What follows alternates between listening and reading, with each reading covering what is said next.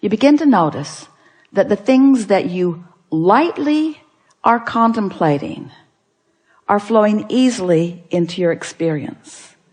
Because in the light feeling, in the absence of effort feeling, in the light, so light, maybe it's because it's unimportant, maybe because it's unimportant I haven't been beating the drum of it, and so I don't have a lot of momentum going in opposition to it. But in the lightness of it, the universe demonstrates it in some obvious way. So this is what brought Esther to the question. The lightness seems like the opposite of effort. So when I find myself trying, which is, we hear that from you a little bit, in the realization that you're trying, you might want to stop and say, this trying could be counterproductive. I'm efforting, which means I'm not engaging the energy that creates worlds, which means I think I'll just give this another run tomorrow. And as you do that and do that and do that, you're going to find that effort is not a factor in your experience. You're going to find that trying and struggle are not a factor in your experience. You're going to begin to discover that things that you want lightly come easily. So there's something important to be talking about there. How can I feel light about something I've been so intense about for so long? And we say, by giving it a rest. By giving it a rest. By focusing on some other things for a while. Or by getting as general about it as you can. And things just work out. They just work out. Funny thing to hear from someone who's teaching you about deliberate creation.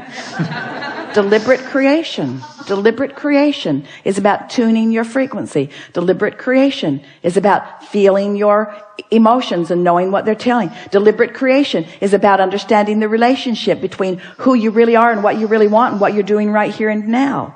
Deliberate creation is about chilling out so that there's no resistance and then focusing. It's about tending to the frequency first and then applying the thought. Oh, all right now. Abraham, you said that I think and then I feel. So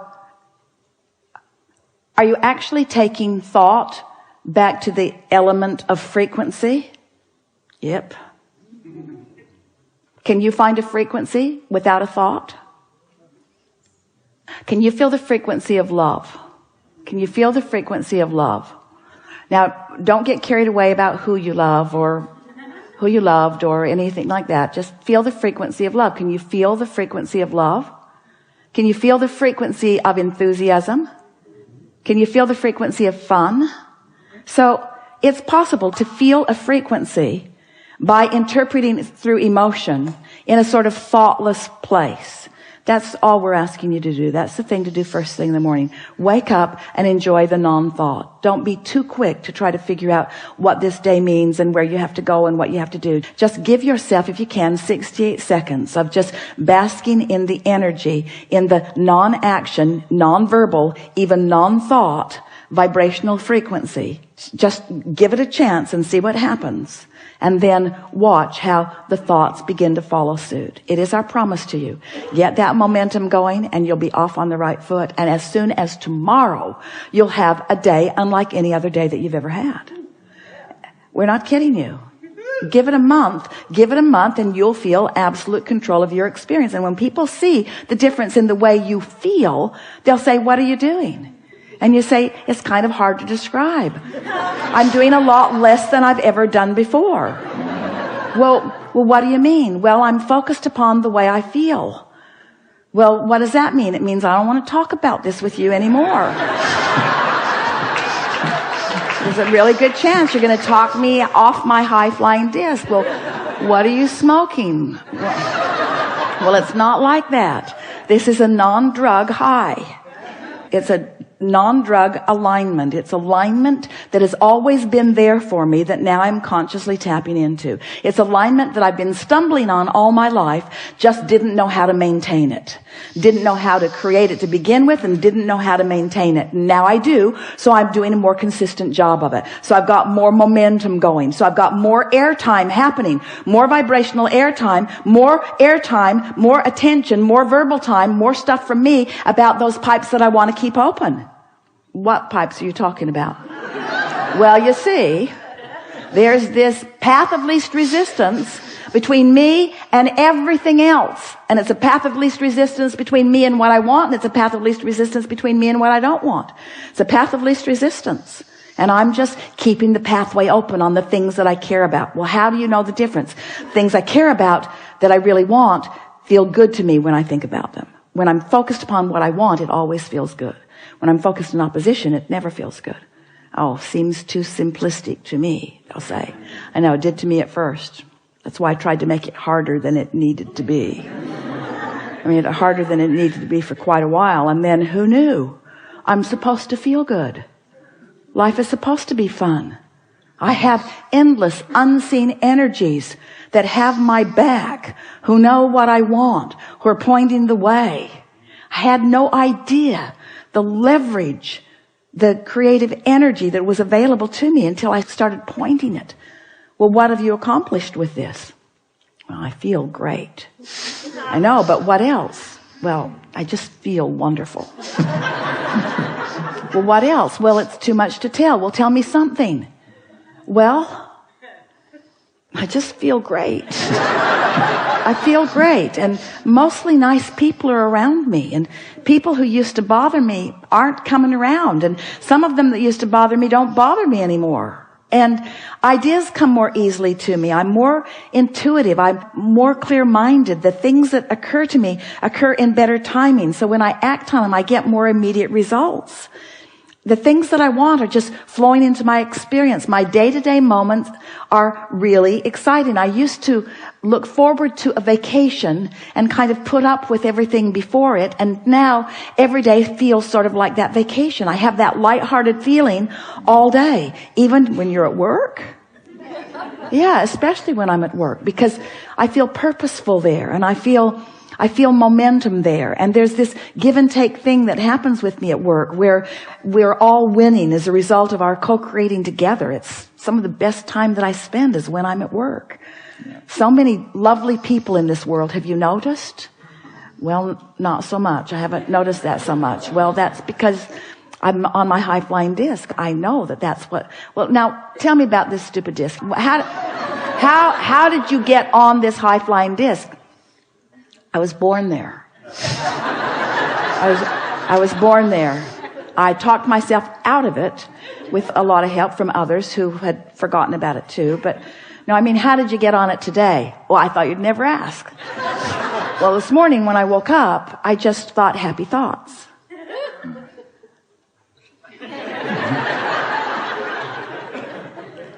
So that's your philosophy. You just think happy thoughts. Yeah, I stopped watching television for the most part. There's some shows I really like that I am recording and watching, fast forwarding through all the commercials, which means television won't be around for long because, yeah, just think happy thoughts. Hang around with people who feel good mostly. Think of reasons to feel good. But mostly, I just get up looking for a reason to feel good and almost always find it immediately. And then I milk it.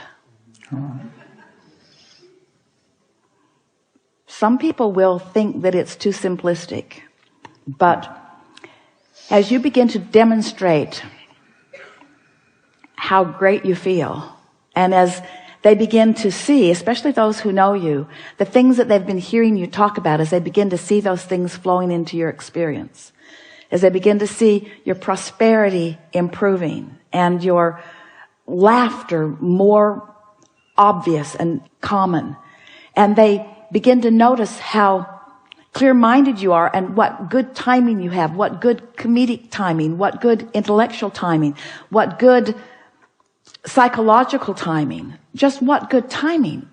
It's going to be so noticeable. You are going to be such powerful demonstrators of those who have accessed and harnessed and directed the energy that creates worlds, that a sort of euphoric feeling of joyful invincibility is going to be yours, to the point that when people point out even the most serious seeming from their perspective of problems, you're going to stand solid in your knowing of all is wellness, and you're going to support them in the same way that Source supports you, by not freaking out because they have chosen a lower flying disc. And before you know it, you won't freak out when you find a lower flying disc either. You'll understand how it works. You'll understand that, this is just a step one moment, and that's all part of the process. I'm predominantly now, for the first several years of my life, I was predominantly in step 3, because I was born that way. Then those around me began insisting that I become more accountable, which meant try to compensate for their inability to stay on their disc. We hope you heard that in the way we meant it. So then I had sort of a rough ride for a while, where I was having predominantly step 1 moments. What are step 1 moments? Contrasting moments where I know what I don't want, so I know what I do want. I know what I don't want, so I know what I do want. So I was asking for quite a few years of my life. I was predominantly doing step 1 moments, stumbling accidentally into alignment, but not really knowing what I was doing. But it was a good plan, because during that step 1 phase of my life experience, all of you have passed through that now. I filled my vortex with all kinds of specifics that matter to me. And now you're in the step 3 phase of your life experience, where now getting on the high flying disc, that's your work, that's your work, that's your work, that's your work, that's your work.